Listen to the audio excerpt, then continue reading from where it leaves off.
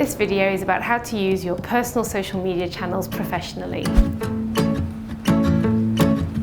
Before you start creating a Twitter profile, have a think about how you want to present yourself. Start with your name, keep your real name and surname, or create a shortened version of it if you find that yours has already been taken. Then, write your bio description. There's a 140 character limit here. It should include words that describe who you are, who you work for, and what you will be tweeting about. Remember to include the disclaimer, "Views are my own," at the end of your bio description to give you more flexibility in sharing your own personal opinions.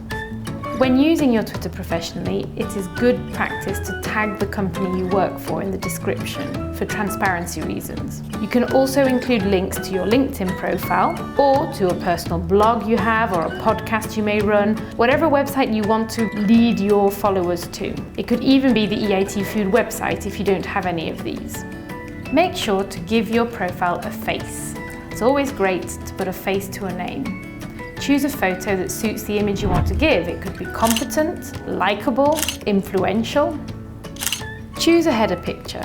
Make sure your header picture suits the image that you want to give of yourself. It could be either a solid colour or even better, a picture. This is your chance to show a bit of your personality on Twitter. Once you have all of this to hand, go to twitter.com and follow the instructions to sign up. After creating your account, immediately click on Profile in the left-hand menu to check that you are happy with what you see. You can edit the basic profile settings by clicking on Edit Profile next to your profile picture. Twitter will have created an automatic username for you, what we call a Twitter handle, based on your name.